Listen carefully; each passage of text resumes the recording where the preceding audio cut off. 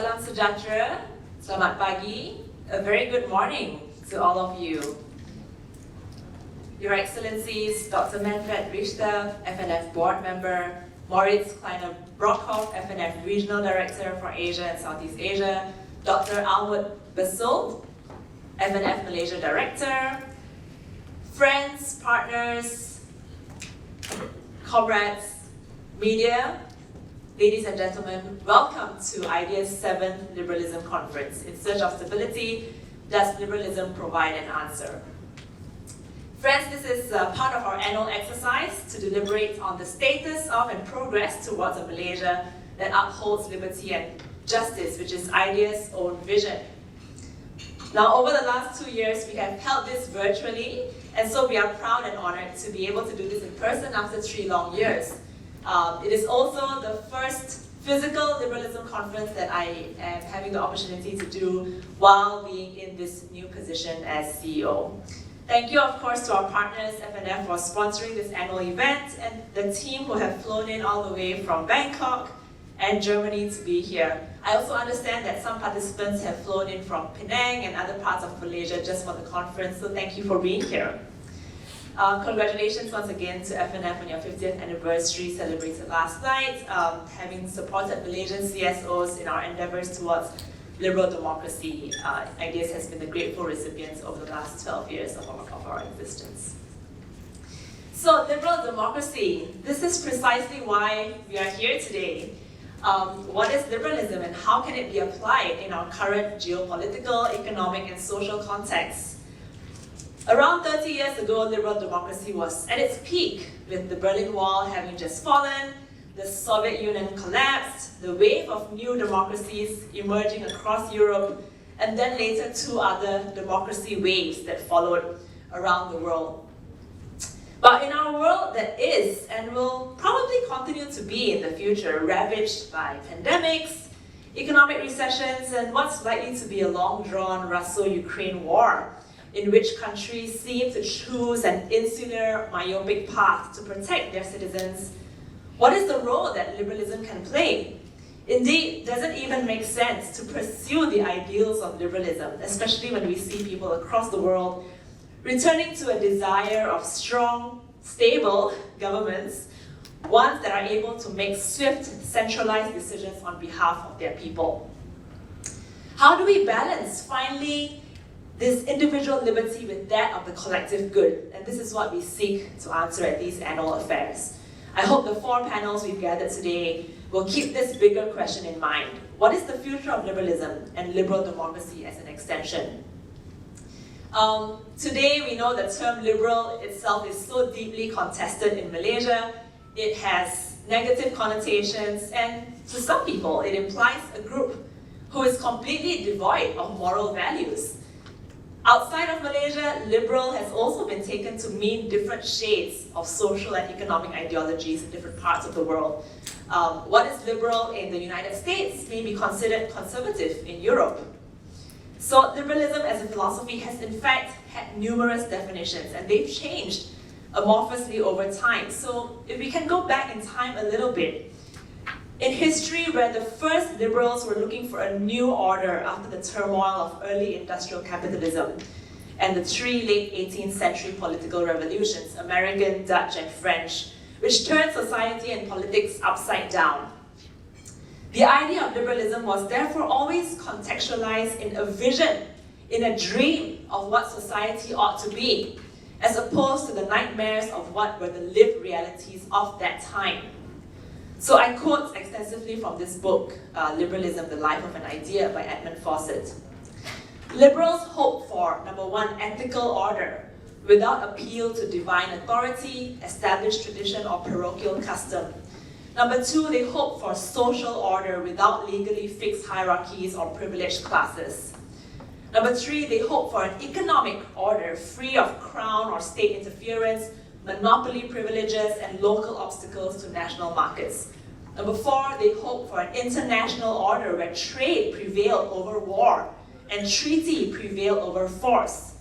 And last, they hope for a political order without absolute authorities or undivided powers, that all citizens might understand and accept under lawful arrangements, honoring and fostering those other hopes. So at its core, liberalism places emphasis on the individual. It is a philosophy that supports a society in which individuals like you and me can pursue and realize our interests. It believes that individuals are rational beings and that we can reason our way out of problems.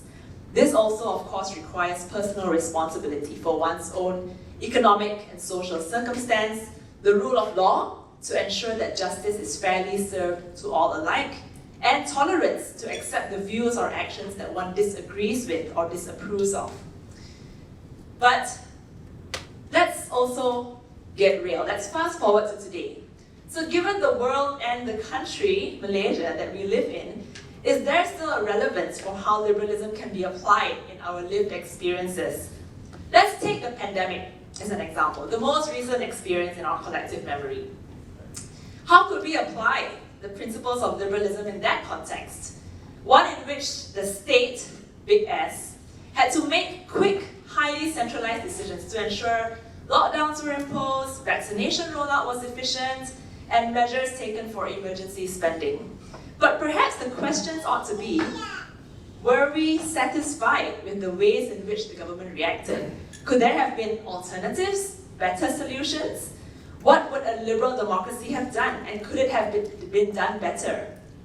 So for example, some believed that the economic lockdowns were indeed unnecessary and caused more damage to economic livelihoods than good in the long run. Indeed, we are still going through the economic impact of the strict lockdowns of 2020, in which many SMEs were forced to be shut.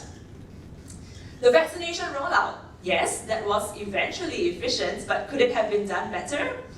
There was a big faux pas with the development of the application, the one that you all have in your phones, and in which centralized data collection to an entity that we are still in the dark about.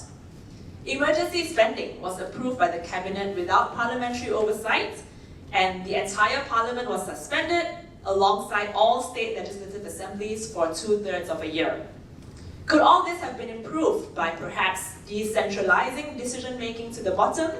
State governments and local governments would have been better prepared to make localized decisions as they are closest to the ground. Could this be the impetus to discuss the decentralizing of health functions, at least during emergency periods? The economic protectionist trends that many countries adopted in the aftermath of the global supply chain disruptions also went in the opposite direction of globalization. ASEAN has worked so hard in creating an ASEAN economic community, and it seemed, for one time at least, that COVID-19 in one fell swoop disrupted these efforts. We know that Vietnam temporarily halted rice exports. Malaysia made a shockingly short-sighted decision to ban chicken exports to Singapore, which has now resulted in export losses as importers in Singapore have partially switched to Indonesia. It seems clear to me that the basic values of liberalism, even if they seem to be highfalutin and ivory tower-like, deserve a revisit. But let me be clear, economic and health crises have a tendency to steer us all, even if we consider ourselves liberals, it still has that tendency to steer us towards a desire for greater stability. The title of our conference is In Search of Stability, but it also tends to steer us towards a slightly authoritarian direction, and so we have to resist those tendencies. To my mind, it is precisely during times of crisis that humanity must return to the prevailing principles that can shape and define society. Remember that liberalism as a philosophy has stood the test of wars and the reshaping of societies over several centuries, and as we stand here at this crossroad of sorts, deciding for ourselves the shape and form of our collective future, we have the opportunity to restore our faith and hope in humanity, in ourselves, in the individual ability to make decisions, have the freedom to flourish, the intellectual, economic, and social freedoms to associate ourselves with whomever we so wish. The question remains though, how do we balance our individual and collective needs? This is where groups of society must come to an agreement. This perhaps is the real social contract that perhaps can be rewritten and rewritten again after another century goes by. What are the societal rules by which we can live by together in harmony? What freedoms would grant us peace and harmony? What freedoms jeopardize these, if any, and hopefully none? There might seem, for example, a conflict, a discrepancy between individual freedom and collective action. If individuals choose not to vaccinate themselves, there's an impact on society as they transmit the virus more quickly. So again, certain rules need to be set, which may seem to curtail individual freedoms, but perhaps constraints can be determined. Expiry dates, for example. This is why democracy and freedom watchdogs, which we try to do as ideas, must always be on the alert for the remotest of infringements. It is a slippery slope and we must be watchful. The trends of today are challenging. Populist movements on the rise. In Malaysia, we have not yet come across a truly populist movement, according to the academic sense of the term, but we are at the right place for it. We do have increasingly populist demands, economic policies that are short-term in thinking, but this is definitely a challenge because we also see a rise in poverty rates. In the search for greater food security, for example, and managing inflationary pressures, restoring economic freedom still ought to be the solution, and our first panel will address this. And how does liberalism deal with populism?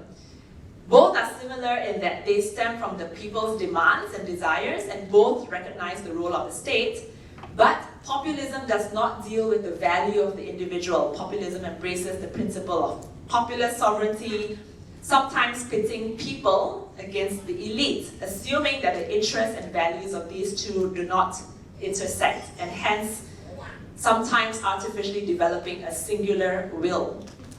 Populism, in my opinion, I think this can be debated later, thus threatens pluralism. And in fact, populist trends around the world seem to have demonstrated an ultimate tendency towards conservatism, or even sometimes authoritarianism.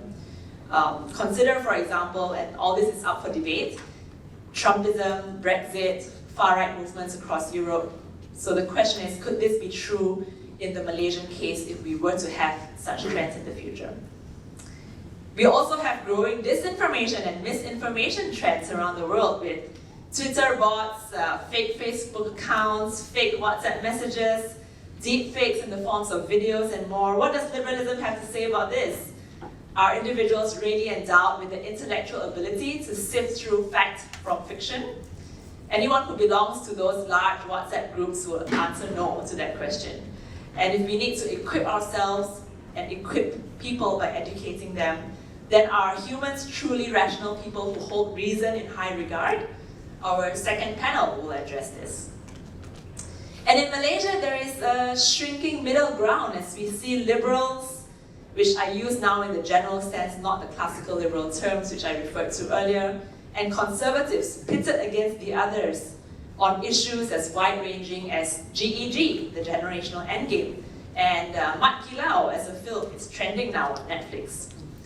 What is an appropriate response to conservatives who believe that the collective good is of far greater importance than individual rights? How do political parties ever hope to occupy the middle, since that is what parties try to do, especially in large tent coalition politics? What is the future of party politics in Malaysia? Our third and final panel will address this.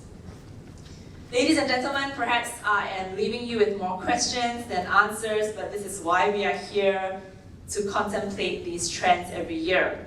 It seems that every generation, and ours is no different, is besieged by difficult choices of their own. I'm just going to end on something fun. I was reading a novel the other day that was set in the year 2094, in which the world had seen multiple pandemics every 2 decades, starting from 2022, this year, resulting in laws that disallow any form of international travel, and where the internet had been suspended to ensure information was controlled because they believed that this would lead to stable, harmonious societies and also the setting was that it was led by authoritarian governments all the world over. So for those of us who believe strongly in the fundamental qualities of liberalism, we will know that we often feel like we are fighting a losing battle. But is there hope? I like to think that there always is. There always are slivers of opportunities, and once we see those slivers, we have to fight tooth and nail to preserve them, enlarge them, widen them until we see a ray of light shining through the cracks. In Malaysia itself, most people bemoan the fragmentation of a strong, stable political system, but it is precisely the dismantling of a single-party dominant state that has resulted in an administration willing to negotiate over policy. When else have we seen such a weak, but nevertheless responsive government that has implemented Undi 18, an anti-hopping law, and now about to table a political financing law? When else would it be remotely possible to discuss prime ministerial term limits? So friends, let us take every opportunity to pursue the sort of reforms that we believe the country requires to move forward, setting the basic fundamentals right within our institutions of state and society. And as we write or rewrite and continue to think and rethink the rules of the game, it is my hope that we will always refer to the basic principles of liberalism: liberty, justice, responsibility, the rule of law, freedoms, and tolerance to help guide the way and shine a light on our most often convoluted path forward. Ultimately, of course, it is also our duty and responsibility to show and ensure that liberal democracy can demonstrate improved socio-economic outcomes for society, or all this talk will be futile. What's the point of having liberal democracy if we don't also have good socio-economic outcomes?